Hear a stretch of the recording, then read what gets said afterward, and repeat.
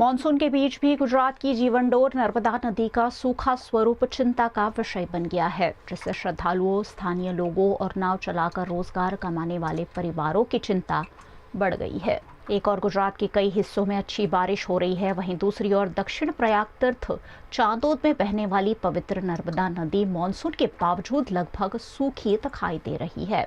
करीब 10 दिन पहले छोटा उदेपुर में हुई बारिश से उच्च और औरसंग नदियों का पानी नर्मदा में मिला था, जिससे नदी में नया पानी आया था और लोगों में खुशी की लहर दौड़ गई थी। लेकिन ऊपरी क्षेत्रों में बारिश रुकने और सरदार सरोवर डैम से पानी छोड़े जाने में कमी के कारण नर्मदा का जलस्तर फिर से घट गया है। अब चांदोद में नदी केवल पतली धारा के रूप में बहती नजर आ रही है। जलस्तर कम होने से ऐतिहासिक घाटों के पास पत्थरों की पट्टियां और रेत के टापू बाहर आ गए हैं, जो नदी की गंभीर स्थिति को दर्शा रहे हैं। नर्मदे हर आज दक्षिण प्रयागથી ચાણોદમાં છે આપણે તો અહીંયા નર્મદાજીનો જે પ્રવાહ છે એ અષાઢ મહિનામાં ઘણો ઓછો છે। પ્રતિવર્ષની જેમ આ વર્ષે વરસાદ ઘણો ઓછો હોવાથી જે નર્મદાજીનું જળસ્તર છે તે અષાઢ મહિનામાં પણ ઘણું ઓછું છે।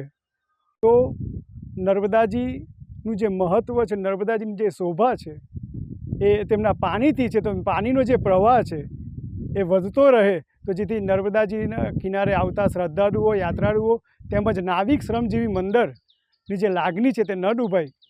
મારી ડેમના પ્રશાસનને અને ગવર્મેન્ટને प्रार्थना है, विनंती है कि नर्मदाजीનું જે પાણીનું સ્તર છે તે વધે, જેથી યાત્રાળુઓ અને શ્રદ્ધાળુઓને આનંદની લાગણી અનુભવે। इसका असर यहाँ आने वाले श्रद्धालुओं और पर्यटकों पर भी पड़ रहा है। वहीं नाव चलाकर परिवार का पालन पोषण करने वाले नाविकों के सामने रोजगार का संकट खड़ा हो गया है, क्योंकि कम पानी के कारण नाव चलाना मुश्किल हो गया है।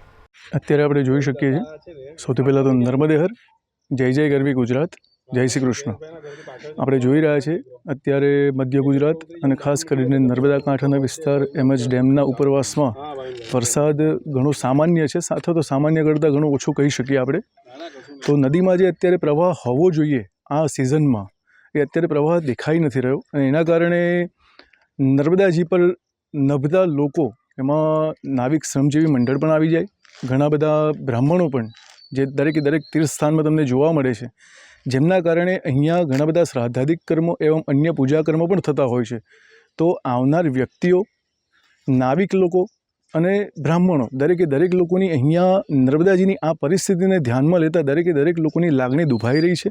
અને જોતાં એવું લાગે છે કે સરદાર સરોવર નિગમ અને જે રાજ્ય સરકાર જે છે એમને આ બાબતને ધ્યાનમાં લઈ પાણીનું જે વ્યવસ્થાપન છે એ પ્રોપર રીતે કરવું જોઈએ અને નર્મદાજીમાં પ્રવાહ જીવંત રાખવો જોઈએ વધારે પ્રમાણમાં।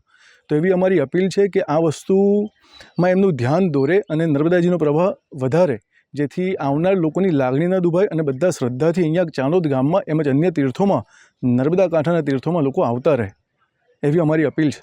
જય શ્રી કૃષ્ણ।